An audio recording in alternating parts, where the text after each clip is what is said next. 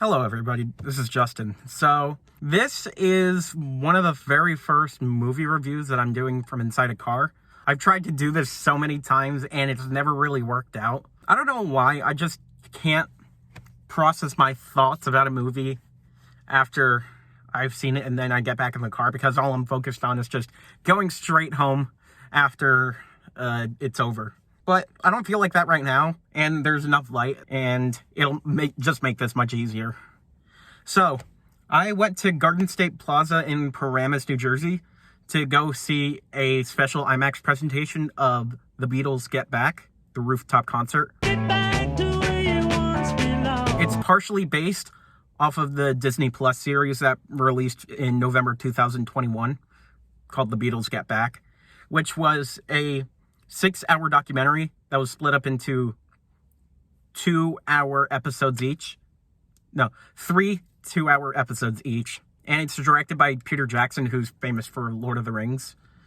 So he had all this footage that Apple Corps, the company behind the Beatles, well, they actually managed it themselves, but they called the Apple Corps to handle their business stuff.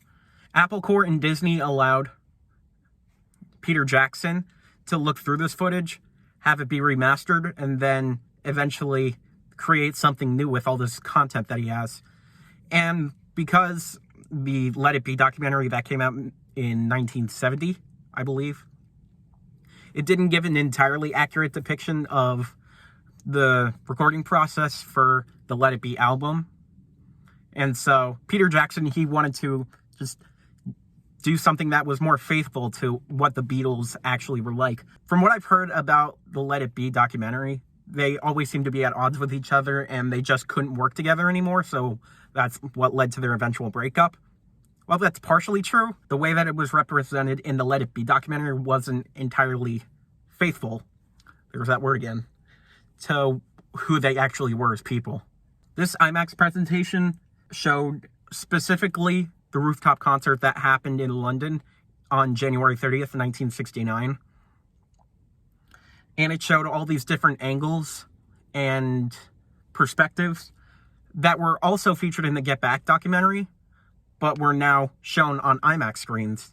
Before the actual performance was played on the screens, they actually had a little question and answer thing from the British Film Institute in London, and they had Peter Jackson on Zoom from New Zealand.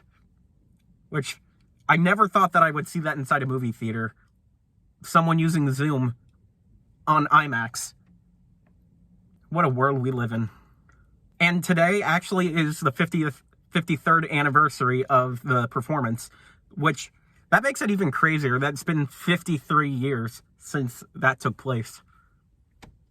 I would like to say that I think it was very well shot from the original director's perspective, because he had this all figured out in advance, and I couldn't imagine anybody in 1969 going that intensely with trying to get as many perspectives and using a whole lot of film just to get stuff like that. And then the way that Peter Jackson, he restored all that footage, which originally had such a very grainy look to it, and all the colors were washed out. So both of those were taken care of. And then the way that the sound mixing on the IMAX presentation was, it was phenomenal. Like, as soon as the first song started, all I could feel was poof. Like, it just felt like almost like an earthquake rumble just kind of happening. And so the songs that were featured were Get Back, of course, I Dig a Pony, One After 909, and Don't Let Me Down. And then they also played their own rendition of God Save the Queen. I think those were all the songs that were featured in the movie. So I gotta say, this was definitely worth it. And as soon as people were leaving, they had the chance to get these posters that said the Beatles Get Back in IMAX. Unfortunately, though, I was in the back of the line, so I couldn't get a poster for myself. But I did get these 3 giant lanyards with the movie poster on it. And then I also, yeah, it's in here. I also got this little card that has a QR code on the back of it. So you can get a coupon for when you shop on the Beatles store online. So I'll give you a quick look at one of these real quick before I end this video. I had to go hands-free for this, so I had to shoot vertically, which I try to avoid at all costs. But, you know, this worked out much better. All right.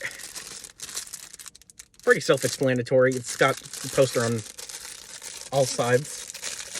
All sides just including 2. Ooh. It's got very nice quality plastic on it. And the lanyard also features the title for the film, The Beatles Get Back Rooftop Concert. And this lanyard, it just has the same exact picture as the giant posters. What's funny about this is this was actually rated PG-13, which for such a short presentation, I wasn't expecting it to have any sort of film rating. I thought it would just be unrated, but apparently it did have it. All right, everything's all said and done. That is the end of this video. Thank you for being here to witness my very first in-car movie review. That has actually worked out, and I didn't stutter over every single one of my words. That's a pretty good accomplishment in my book. Yeah, I've got nothing else to say. Anyways, thank you for watching, and stay tuned for more.